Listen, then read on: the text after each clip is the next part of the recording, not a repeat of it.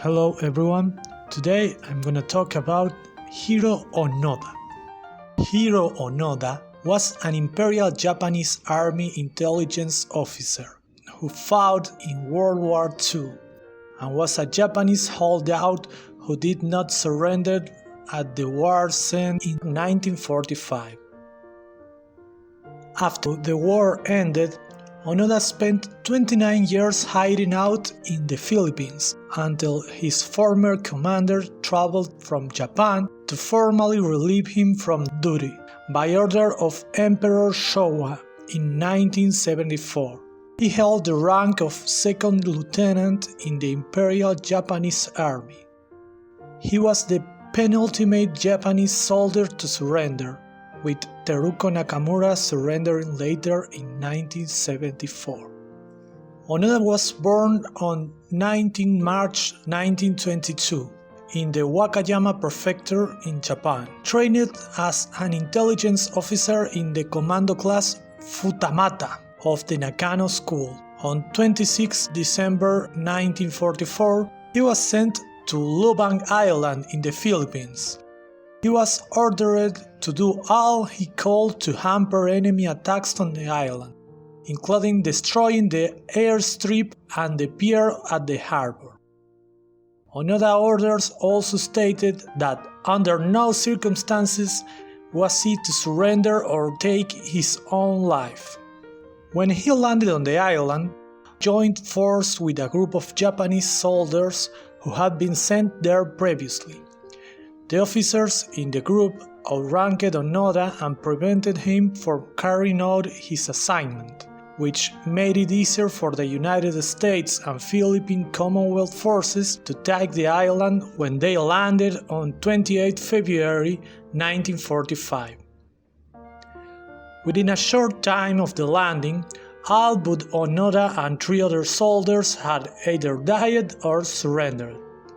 Onoda, who had been promoted to lieutenant, ordered the men to take to the hills. During his stay, Onoda and his companions carried out guerrilla activities and engaged in several shootouts with the local police. The first time they saw a leaflet announcing that Japan had surrendered, it was in October 1945. Another cell had killed a cow and found a leaflet left behind by islanders which read, "The war ended on 15 August. Come down from the mountains." They conclude that it was Allied propaganda and also believe that they would not have been fired on if the war had indeed been over. Toward the end of 1945, leaflets were dropped by air with a surrender order printed on them from General Tomoyuki Yamashita of the 14th Area Army. In hiding for over 6 months, this leaflet was the only evidence they had that the war was over. Onoda's group studied the leaflet closely to determine whether it was genuine and decided it was not. One of the 4 soldiers, Yukichi Akatsu, walked away from the others in September 1949 and surrendered to Philippine forces in 1950, after 6 months on his own. This seemed like a security problem to the others, and they became even more cautious. In 1952, letters and family pictures were dropped from an aircraft urging them to surrender. Shimada was shot in the leg during a shootout with local fishermen in June 1943, after which Onoda nursed him back to health. On 7 May 1954, Shimada was killed by a shot fired by a third party looking for the man. Kosuka was killed by 2 shots fired by local police on 19 October 1972, while he and Onoda, as a part of their guerrilla activities, were burning rice that had been collected by farmers. Onoda was now alone. On 20 February 1974, Onoda met a Japanese man, Norio Suzuki, who was traveling around the world looking for Lieutenant Onoda, a panda, and the abominable snowman in that order. Suzuki found Onoda after 4 days of searching. Onoda described this moment in a 2010 interview.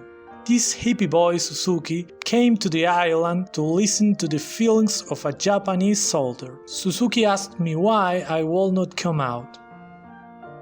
Onoda and Suzuki became friends, but Onoda still refused to surrender, saying that he was waiting for orders from a superior officer. Suzuki returned to Japan with photographs of himself and Onoda as proof of the encounter, and the Japanese government located Onoda's commanding officer, Major Yoshimi Taniguchi, who had long surrendered and since become a bookseller. Taniguchi went to Lubang Island and, on 9 March 1974, he finally met with Onoda and fulfilled a promise he had made back in 1944. "Whatever happens, we will come back for you." Taniguchi then issued Onoda the following order. In accordance with the Imperial Command, the 14th Area Army has ceased all combat activity. Onoda was thus properly relieved of duty, and he surrendered. He turned over his functioning Aryasaka Type 99 rifle, 500 rounds of ammunition, and several hand grenades, as well as the dagger his mother had given him in 1944 to kill himself with if he was captured. Although he had killed people and engaged in shootouts with the local police in Philippines, the circumstances were taken into consideration, where Onoda received a pardon from President Ferdinand Marcos. Onoda was so popular following his return to Japan that some people urged him to run for the Japan bicameral legislature. He also released an autobiography, No Surrender, My 30-Year War, shortly after his return. A Philippine documentary interviewed people who lived on Lubang Island during Onoda's stay, revealing that Onoda had killed several people. The news media reported this, but at the same time welcomed his return home. The Japanese government offered him a large sum of money in back pay, which he refused. When money was pressed on him by well-wishers, he donated it to Yasukuni Shrine. Onoda was reportedly unhappy with being the subject of so much attention, and was troubled by what he saw as the withering of traditional Japanese values.